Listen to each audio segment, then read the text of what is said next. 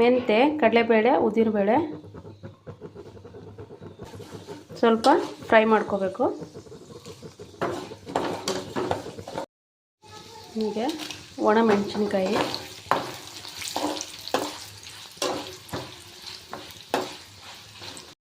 ಸ್ವಲ್ಪ ಜೀರಿಗೆ. ನಾನು ಒಂದು ದಪ್ಪ ಸೈಜ್ ರಾ ಮ್ಯಾಂಗೋ ತೊಗೊಂಡಿದ್ದೀನಿ. ಇದನ್ನು ಚಿಕ್ಕ ಚಿಕ್ಕ ಪೀಸಾಗಿ ಈ ರೀತಿ ಕಟ್ ಮಾಡಿಕೊಂಡು ಮಿಕ್ಸಿ ಜಾರಲ್ಲಿ ಹಾಕೋತಾ ಇದ್ದೀನಿ. ಮಸಾಲೆಲ್ಲ ಮಿಕ್ಸಿಲಿ ಹಾಕಿ ರುಬ್ತಾ ಇದ್ದೀನಿ.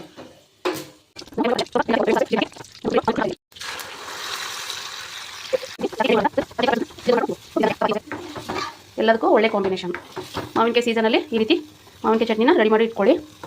ಅನ್ನಕ್ಕೆ ತುಪ್ಪ ಹಾಕೊಂಡು ತಿಂದರೆ ರುಚಿ ಅದ್ಭುತವಾಗಿರುತ್ತೆ. ಇಷ್ಟ ಆದರೆ ಲೈಕ್ ಮಾಡಿ, ಸಬ್ಸ್ಕ್ರೈಬ್ ಮಾಡಿ, ಶೇರ್ ಮಾಡಿ.